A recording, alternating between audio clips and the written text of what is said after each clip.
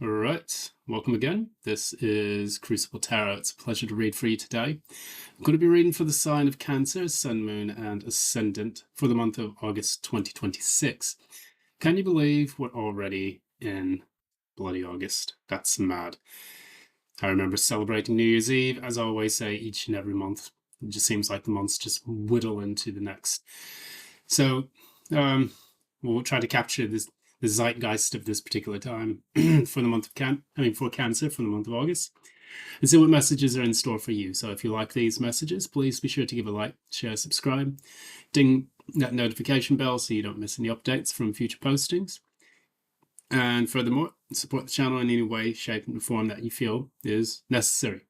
Going into that, we're just going to clarify. I'm not really paying much attention to what's going on in the astrology at this particular moment in time. I just kind of want to get the message that is important for this reading for this month. Okay, cool. So that said, I'm going to get straight into it for you, Cancer. We'll see what the first cards have. We are using the movie Tarot for this particular reading, and of course you know what movie this is from, for the Knight of Cups. That is the one, the only, the Neo. And we're going to read basically using this deck for the tarot portion. We're going to use the Moonology Oracle deck for the Oracle message. So basically that's it. Going straight into this, first one we have, I believe this is from Beetlejuice. No. Say 3 times, then probably I'll have a bad night. The High Priestess. So this is number 2 in the Major Arcana. This is about being still, understanding exactly what's the secret to the secrets of the universe, allowing them to come to you. Understanding exactly, what messages you need to have revealed to you through the divine by stilling your mind and heart and being able to be receptive to that. So as you see here, Lydia, our favorite character from Beetlejuice, is actually holding a pomegranate here in the book for the recently deceased. So that's talking about the other side. Not necessarily a reference to the Sitratra, which is the other side in Kabbalah, which leads to the Klipoth.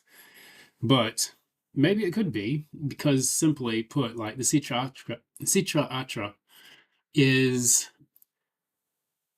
an aspect of yourself that allows you to go through the Nigredo phase of alchemy. It allows for you to break down and see yourself through, the iniquities that exist within the cosmos, in the cosmic creation of the husks that make up the Klipoth. Now, when you're in the other side of that, for the recently deceased, I don't know why I'm looking at this book right now.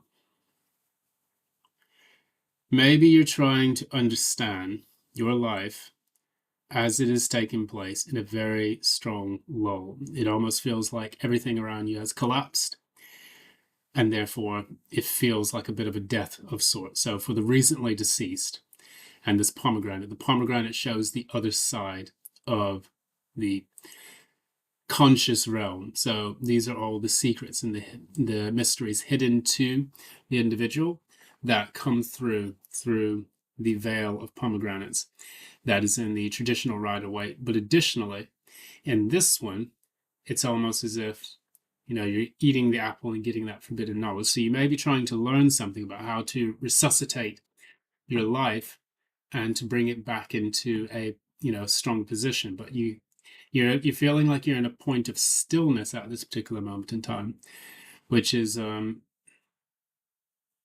making it really, really difficult for you to move forward, because this stillness is required of you at this particular moment in time.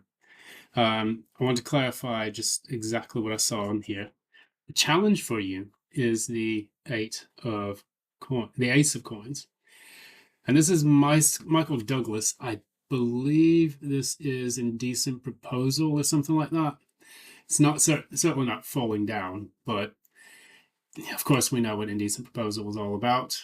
And maybe you're looking for someone, not necessarily give you an indecent proposal, but a proposal of any kind. Because when you receive the Ace of Coins, that is your chance to actually build something new, start with a new foundation. It can be offer of job. It can be the offer of something that gives you stability in your life, something that allows you to build, grow, and develop something of a pragmatic nature, which is going to be important to you because, in essence, the challenge of this is waiting for that to come in, because oftentimes the aces are presented to you as opportunities from the divine, handed to you by the hand of God. And so it feels like you're in this stillness right now because you're waiting for that to come in. And so we're going to take a look at some of the other cards just to see exactly what's required of you at this particular moment in time. So, for example, in the recent past, you had the Five of Pentacles, Five of Coins here on its side, which tells me a little bit about you trying to right yourself upright by getting rid of these feelings of long-standing alienation and poverty and lack mindset and low value, or at least a low sense of self-esteem, which in essence has created this general feeling of a lack of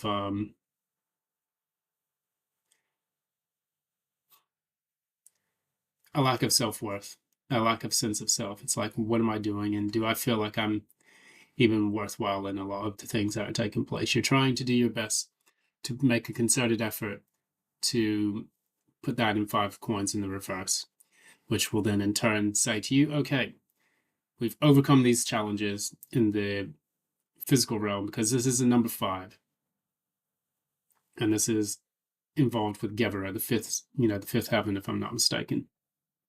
This is about breakdown of the self through the material realm, in which you experience losses, which will then in turn bring you to the other phases of alchemy and put you right back on proper space.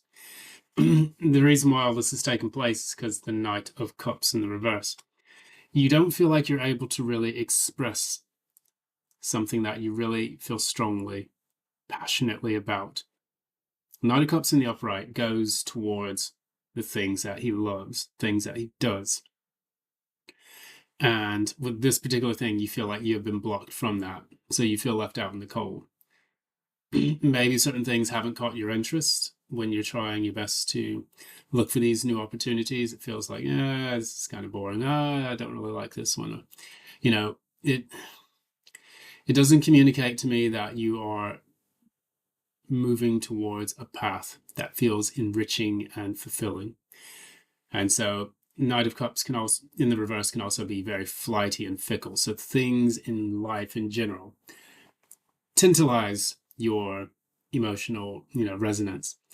But in other ways, it doesn't really satisfy you in the way that a full cup would, operate in your life. So it's almost like a person who's getting by to get by. And that can be just kind of like part and parcel with the nature of, the job market, or the nature of trying to maintain a pragmatic sense of stability. Because what I'm noticing in your entire reading, you have so many coin cards that we'll have to look at each of them as we go through it. The good news is that you have the Five of Wands in the near future. Now, that's a good sign, because that means you're finally in a competitive space. And that is because of the Nine of Cups. You have finally started to do something that is a wish fulfillment. You have finally found a place in which you can say to yourself, what's come in is a kind of wish fulfillment. And fully you recognize that your spirits are lifted up. You go from the Knight of Cups in the reverse to the Nine of Cups in the upright, as far as clarifiers go. You go from the Five of Coins on its side to the Five of Wands in the upright, which is an excellent thing. You have 2 5s and you have 2 cup cards. It's showing you that you're getting into a change, a spirit of GEVURAH, where it's now no longer about your material reality, but it's about your ability to express self, because the wands are an expression of will, will, either divine will or your personal will. And this is a will expressed through the number 5, which tells us a lot about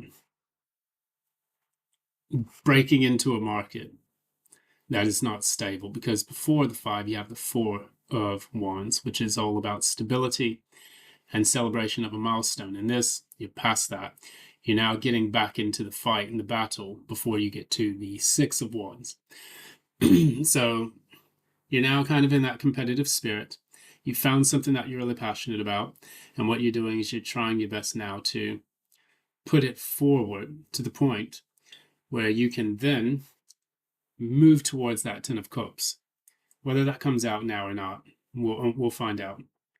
In your subconscious mind, deep within your core, you have the 7 of coins in the reverse, clarified by the page of cups. Again, that really resonates with the previous energy that we read for the recent past. It's a coin card clarified by a cup card. Recent past, there's the 5 of coins on the side, clarified by the Knight of Cups in the reverse. This time it's the 7 of coins in the reverse, clarified by the Page of Cups. Deep down within, you're not really certain what is worth investing in, because what you feel is that there is nothing that really resonates with your heart.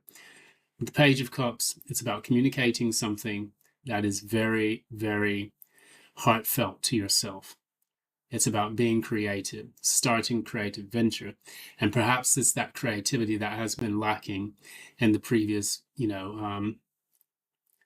either financial adventures or hobbies or things that you've been doing as of late.